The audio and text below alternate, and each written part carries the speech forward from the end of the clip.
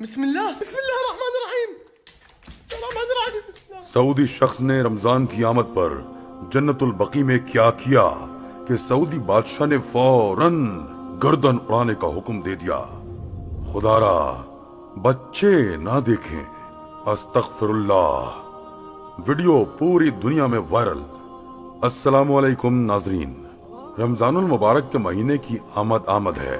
یہ رحمتوں اور برکتوں کا مہینہ ہے، لیکن ایسے بابرکت مہینے میں ایک سعودی شخص نے ایسی گھناؤنی حرکت کی کہ سعودی بادشاہ نے فوراً اس شخص کی گردن اڑا دی۔ اس شخص نے ایسا بھی کیا کام کیا تھا کہ شہزادہ محمد بن سلیمان کو خانہ کعبہ آ کر اس کی گردن اتارنا پڑی۔ یہ جاننے کے لیے ہماری ویڈیو آخر تک دیکھیے۔ اگر آپ اس چینل پر نئے ہیں تو ہمارے چینل کو سبسکرائب کیجیے اور بیل آئیکن کو کلک کیجیے تاکہ آنے والی نئی ویڈیوز سے مطلع ہو سکیں۔ جی تو دوستو، یہ واقعہ ہے سعودیہ کے ایک رہائشی عبد المنان کا۔ اس کا شمار سعودیہ کے امیر بیوپاریوں میں ہوتا تھا۔ گھر میں پیسے کی ریل پیل تھی۔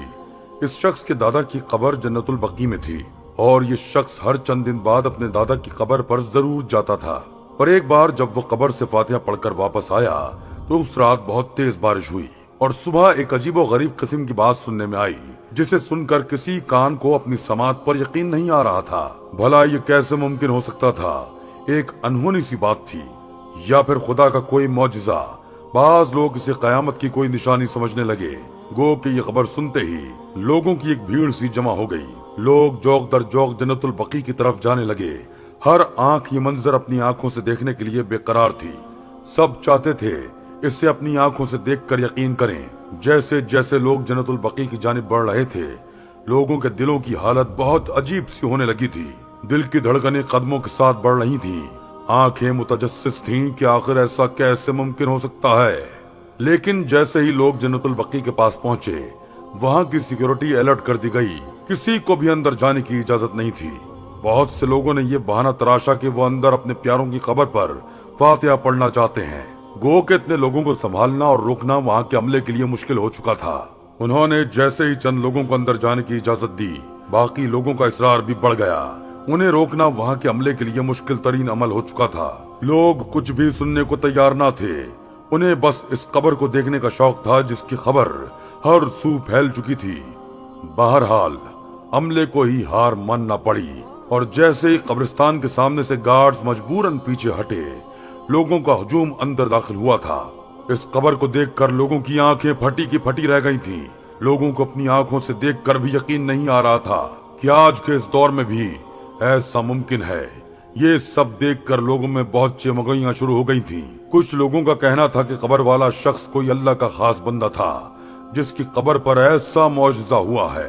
کوئی کہنے لگا کہ شاید یہ شخص اپنے زمانے میں بہت بڑا بزرگ گزرا ہوگا۔ لوگوں کی عقیدت اس قبر والے کے ساتھ بڑھنے لگی تھی جب اچانک ہی ایک اور شور سا اٹھا۔ اس مجمع کو ہٹاتے ہوئے حاجی عبد المنان وہاں پہنچ گیا۔ وہ قبر اس شخص کے دادا کی قبر تھی اور وہ ہونق بنا ان کی قبر کے اندر سے سونے کو نکلتے دیکھ رہا تھا۔ اتنا سونا تھا کہ لوگ حیرت کی تصویر بنے ہوئے تھے۔ وہاں کے عملے نے سونے کو کسی کو بھی ہاتھ نہیں لگانے دیا۔ جب عبد المنان سے کہا گیا کہ سونے پر اس کا حق ہے تو وہ رونے لگا، کہنے لگا اسے اسی قبر میں رہنے دیں۔ اس کا کہنا تھا کہ اس کا دادا بہت نیک شخص تھا، عبادت گزار تھا، اس لیے سونے کو اس کی قبر کے ساتھ مخصوص کر دیا جائے۔ اب لوگوں کی توجہ اس قبر سے ہٹ کر عبد المنان کی جانب مبذول ہو چکی تھی۔ اس کے دادا کے بارے میں جاننے کے لیے وہاں موجود ہر شخص متجسس نظر آ رہا تھا۔ لیکن دوستو، حقیقت کچھ اور ہی تھی۔ جیسے ہی حقیقت سامنے آئی، شہزادہ محمد بن سلیمان نے اس شخص کی گردن اڑا دی۔ سوچنے والی بات یہ ہے کہ دوستو، آخر اس شخص نے ایسا بھی کیا کیا تھا کہ وہ اس سزا کا حقدار ہوا تھا؟ حقیقت جان کر شاید آپ لوگوں کو یقین نہ آئے۔ لوگوں کے عقائد اس سونے کی قبر کو دیکھ کر بدلنے لگے تھے۔ اس بزرگ کی عقیدت دل میں کچھ اور جذبات کو فروغ دینے لگی تھی۔ لوگ وہاں جا کر منتیں مانگنے لگے تھے۔ یہ بات جب سعودی بادشاہ محمد بن سلیمان تک پہنچی تو اس نے معاملے کی تحقیقات کا حکم نامہ جاری کر دیا۔ کئی جاسوس عبد المنان کی جاسوسی پر مامور ہو چکے تھے۔ وہ بہت جلد ہی اس راز کو جان گئے تھے کہ رمضان المبارک کی آمد تھی۔ اس لیے سعودی حکومت کے ایک اعلان نے عبد المنان کے ہوش اڑا کے رکھ دیے تھے۔ سعودی حکومت کی طرف سے یہ حکم نامہ جاری ہوا تھا کہ اس بار زکوٰۃ کا نصاب ان کے کارندے نکالیں گے اور حکومت وقت سعودیہ کے عمرہ لوگوں کے گھر چھاپے مار کر دیکھے گی کہ ان کے پاس کتنی جائیداد ہے اور اس کی زکوٰۃ ان لوگوں کو حکومت کو دینی پڑے گی، جسے سعودی حکومت خود مستحقین تک پہنچائے گی۔ عبد المنان جس قدر امیر شخص تھا، دل کا اتنا ہی چھوٹا اور کنجوس تھا۔ وہ اپنے پیسوں سے سونا خریدتا اور سونے کی صورت اسے محفوظ کر لیتا۔ اس کی زکوٰۃ اس نے آج تک ادا نہ کی تھی اور موجودہ حکومت کے اعلان کے بعد وہ حد درجے پریشان تھا۔ اس کا ماننا تھا کہ جب اللہ نے ہی غریبوں کو نہیں دیا تو میں اپنی کمائی کے پیسے کیوں دوں۔ اس لیے اس نے رات کے اندھیرے میں جنت البقیع میں موجود گارڈز کو پیسوں کا لالچ دیا اور اپنے دادا کی قبر میں سونا بھرنا شروع کر دیا۔ لیکن اللہ نے جب اس کی حقیقت کو آشکار کرنا چاہا تو بارش کے ذریعے اس کا راز فاش کر کے رکھ دیا۔ لیکن لوگوں کی توہم پرستی کی عادت نے سعودی حکومت کو سوچنے پر مجبور کر دیا کہ اس طرح کسی قبر سے منت مراد مانگنے سے لوگوں کے عقائد خراب ہونے کا خطرہ ہے۔ اس کے پیش نظر جب اس کیس کی جانچ پڑتال کروائی گئی تو یہ حقیقت سامنے آئی۔ اس پر شہزادہ محمد بن سلیمان نے اس شخص کو خانہ کعبہ میں ہی سب کے سامنے اس کی گردن اڑانے کا حکم دیا، کیونکہ وہ زکوٰۃ ادا نہ کرنے کے لیے لوگوں کے عقائد کو بھی خراب کر رہا تھا۔ اس لیے سب کے سامنے اس کی سزا کے طور پر گردن اڑا دی گئی تاکہ دوبارہ کوئی بھی اس طرح کے سنگین جرم کا ارتکاب نہ کر سکے۔ قرآن کریم اور احادیث مبارکہ میں زکوٰۃ ادا کرنے کے بے شمار فضائل و برکات بتائے گئے ہیں۔ مثلا زکوٰۃ ادا کرنا اللہ تعالیٰ کی رحمت کا باعث ہے۔ زکوٰۃ ادا کرنے سے دولت میں اضافہ ہوتا ہے، خوف و غم سے نجات ملتی ہے اور نقصانات سے بچاؤ ہوتا ہے اور مال کا شر دور ہوتا ہے۔ زکوٰۃ انسان کو گناہوں سے پاک کر دیتی ہے اور جنت میں داخلے اور جہنم سے دوری کا ذریعہ ہے۔ اللہ جل جلالہ کے غضب و ناراضگی اور بری موت سے بچاؤ ہوتا ہے اور اللہ تعالیٰ کی خوشنودی حاصل ہوتی ہے۔ جس طرح زکوٰۃ ادا کرنے کے بے شمار فضائل اور فوائد قرآن و حدیث میں آئے ہیں، اسی طرح زکوٰۃ ادا نہ کرنے پر بڑی سخت وعیدیں آئی ہیں۔ مثلا قرآن کریم میں اللہ تعالیٰ کا ارشاد ہے، ترجمہ: اور جو لوگ سونے چاندی کو جمع کر کے رکھتے ہیں اور اس کو اللہ تعالیٰ کے راستے میں خرچ نہیں کرتے، ان کو ایک دردناک عذاب کی خوشخبری سنا دو، جس دن اس دولت کو جہنم کی آگ میں تپایا جائے گا۔ پھر اس سے ان لوگوں کی پیشانیاں اور ان کی کروٹیں، پہلو اور ان کی پیٹھیں، پشتیں داغی جائیں گی اور کہا جائے گا کہ یہ ہے وہ خزانہ جو تم نے اپنے لیے جمع کیا تھا، اب چکھو اس خزانے کا مزہ جو تم جوڑ جوڑ کر رکھا کرتے تھے۔ زکوٰۃ نہ دینے کی وعید سے متعلق چند احادیث طیبہ۔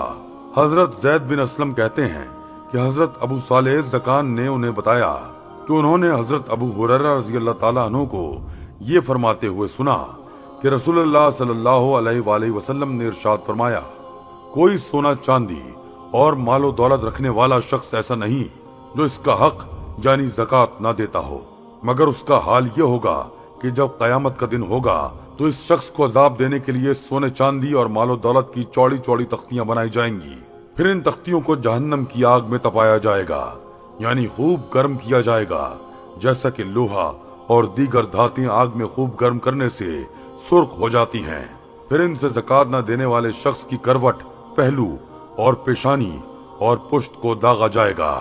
جب یہ تختیاں ٹھنڈی ہونے لگیں گی تو ان کو دوبارہ آگ میں تپا کر گرم کر لیا جائے گا، اور یہ کام اس دن ہوگا جس کی مقدار 50,000 سال کے برابر ہوگی، یعنی قیامت کے دن۔ یہاں تک کہ جب بندوں کا فیصلہ ہو جائے گا تو اسے یا جنت کا راستہ دکھایا جائے گا یا جہنم کا۔ حضرت ابو ہریرہ سے روایت ہے کہ رسول اللہ صلی اللہ علیہ وآلہ وسلم نے ارشاد فرمایا، جس شخص کو اللہ تعالیٰ نے مال دیا پھر اس نے اس کی زکوٰۃ ادا نہ کی تو قیامت کے دن اس کا مال اس کے پاس بڑے زہریلے گنجے ناگ کی شکل میں آئے گا۔ اللہ تعالیٰ صاحب حیثیت مسلمانوں کو زکوٰۃ دینے کی توفیق عطا فرمائے، آمین یا رب العالمین۔